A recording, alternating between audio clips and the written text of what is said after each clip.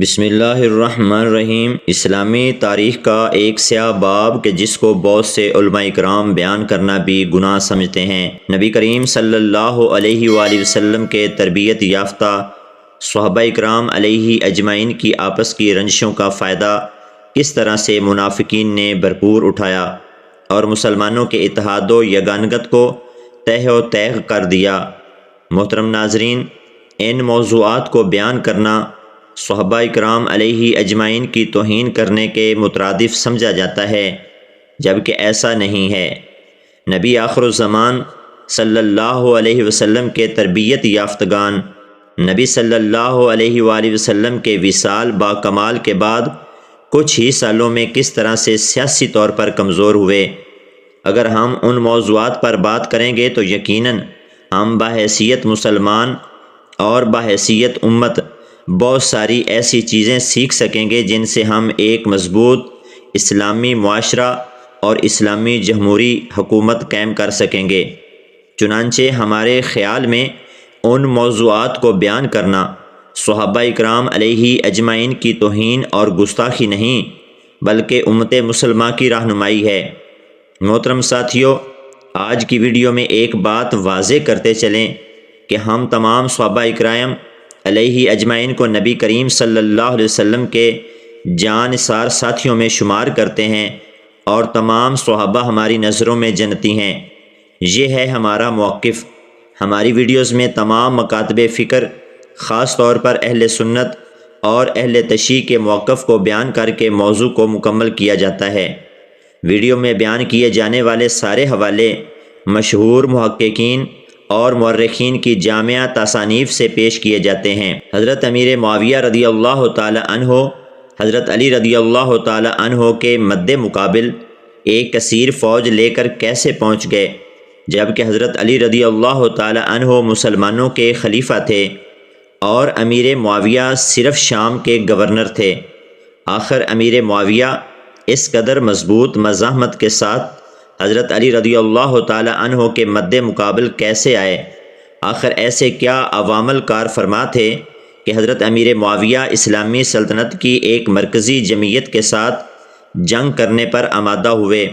اور ایک کثیر فوج لے کر ان کے مد مقابل بھی آ گئے؟ محترم ساتھیو، جیسا کہ آپ جانتے ہیں کہ حضرت عثمان غنی رضی اللہ تعالی عنہ کی مظلومانہ شہادت کے بعد مسلمان مختلف گروہوں میں بٹ چکے تھے۔ خیر، یہ گروہ تو حضرت عثمان غنی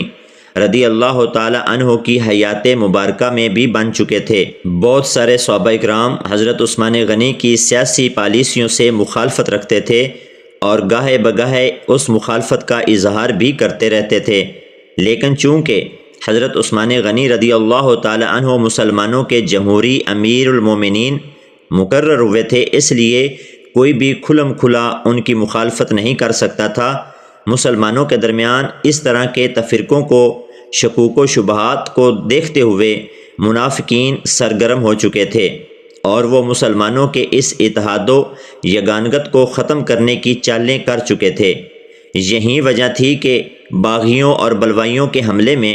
حضرت عثمان غنی رضی اللہ تعالی عنہ کی اندوناک اور مظلومانہ شہادت وقوع پذیر ہو چکی تھی۔ اب مسند خلافت خالی تھا اور کوئی بھی اس مسند خلافت کا بار اٹھانے کے لیے تیار نہ تھا۔ حالانکہ وہ لوگ جو پہلے حضرت عثمان غنی رضی اللہ تعالی عنہ کی خلافت سے ناخوش تھے تو ان کو چاہیے تھا کہ خود آ کر اس بار گراں کو اپنے کاندھوں پر اٹھاتے اور مسلمانوں کی جمعیت کو سنبھال لیتے، لیکن جب حضرت عثمان غنی رضی اللہ تعالی عنہ کی شہادت وقوع پذیر ہوئی اور حالات بگڑے تو کوئی بھی اس مسند پر بیٹھنے کو تیار نہ تھا۔ ایسے وقت میں حضرت علی المرتضیٰ رضی اللہ تعالی عنہ پر مسلمانوں کی نگاہ انتخاب پڑی تو وہ مولا علی رضی اللہ تعالی عنہ کی بارگاہ میں حاضر ہوئے، لیکن حضرت علی رضی اللہ تعالی عنہ نے ارشاد فرمایا کہ میں ایسے حالات میں خلافت قبول نہیں کروں گا۔ لیکن پھر جب مسلمانوں نے اور دیگر جید صحابہ اکرام نے حضرت علی رضی اللہ تعالی عنہ کو اصرار کے ساتھ عرض کی تو حضرت علی رضی اللہ تعالی عنہ نے خلافت کی مسند پر بیٹھنے کا فیصلہ کیا۔ حضرت امیر معاویہ رضی اللہ تعالی عنہ کا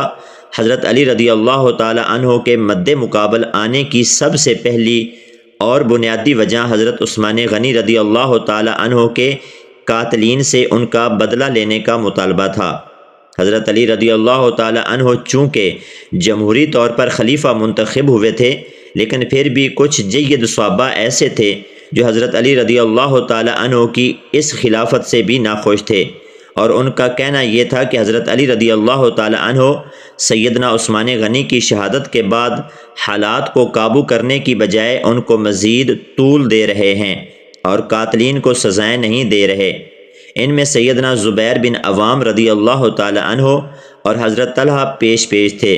زبیر بن عوام رضی اللہ تعالی عنہ تو حضرت علی رضی اللہ تعالی عنہ کے پھوپھی زاد بھائی بھی تھے، چنانچہ سیدنا طلحہ اور زبیر بن عوام حضرت علی رضی اللہ تعالی عنہ کی بارگاہ میں حاضر ہوئے اور ان سے سیدنا عثمان غنی کے قاتلین کو گرفتار کر کے سزائیں دینے کا مطالبہ کیا، تو حضرت علی رضی اللہ تعالی عنہ نے کہا کہ میرا مقابلہ ایک ایسی جماعت سے ہے جو میرے ہی نبی کا کلمہ پڑھتے ہیں، میرے ہی دینی بھائی ہیں، میں ان کے خلاف کارروائی کیسے کر سکتا ہوں؟ ہاں، اگر تمام مسلمان بشمول گورنر شام اکٹھے ہو کر میری جمعیت کو، میری خلافت کو مضبوط کریں تو پھر میں ان کو گرفتار کر کے سزائیں دے سکتا ہوں، لیکن ان حالات میں مجھے پہلے اپنی خلافت کو مضبوط کرنا پڑے گا اور مجھے آپ لوگوں کا ساتھ چاہیے۔ خیر، یہ دونوں صحابی رضی اللہ تعالی عنہ سیدہ عائشہ صدیقہ رضی اللہ تعالی عنہا کی بارگاہ میں حاضر ہوئے اور ان کو مدینہ کے حالات سے باخبر کیا، اور حضرت علی رضی اللہ تعالی عنہ کے کچھ بھی نہ کرنے کے بارے میں بتایا، تو یہ تینوں اصحاب حضرت علی رضی اللہ تعالی عنہ کے خلاف محاذ کھڑا کرنے پر تیار ہو گئے۔ مولا علی رضی اللہ تعالی عنہ نے سیدنا امیر معاویہ رضی اللہ تعالی عنہ کو بارہا پیغام بھجوائے، قاصد بھجوائے کہ مسلمانوں کی جمعیت کو مضبوط کرنے میں میرا ساتھ دیا جائے اور میری خلافت کو قبول کیا جائے، لیکن امیر معاویہ رضی اللہ تعالی عنہ نے ہر بار یہ کہہ کر انکار کر دیا کہ پہلے مجرمین عثمان کا بدلہ لیا جائے، اس کے بعد آپ کی خلافت کو قبول کیا جائے گا۔ امام طبری اور ابن خلدون کا اس بات پر اجماع ہے، اور بھی بہت سی تاریخ کے مستند مصنفین اس بارے میں حضرت امیر معاویہ کو اجتہادی طور پر خطا وار تسلیم کرتے ہیں، اور امام ابن سعید لکھتے ہیں کہ امیر معاویہ کا عثمان غنی کے قاتلین کا بدلہ لینے کا مطالبہ کرنا در حقیقت سیدنا علی رضی اللہ تعالی عنہ کی خلافت کو ایک طرح سے منظور نہ کرنے کا بہانہ تھا۔ اصل میں سیدنا معاویہ رضی اللہ تعالی عنہ بھی خود کو خلافت کا اہل اور حقدار سمجھتے تھے، اس لیے وہ چاہتے تھے کہ حضرت علی رضی اللہ تعالی عنہ کی خلافت کے لیے حالات سازگار رہیں اور ان کو اپنی خلافت اور اپنی امارات کو مضبوط کرنے کا موقع مل جائے۔ خیر، حالات اس قدر خراب ہو چکے تھے کہ سیدنا علی رضی اللہ تعالی عنہ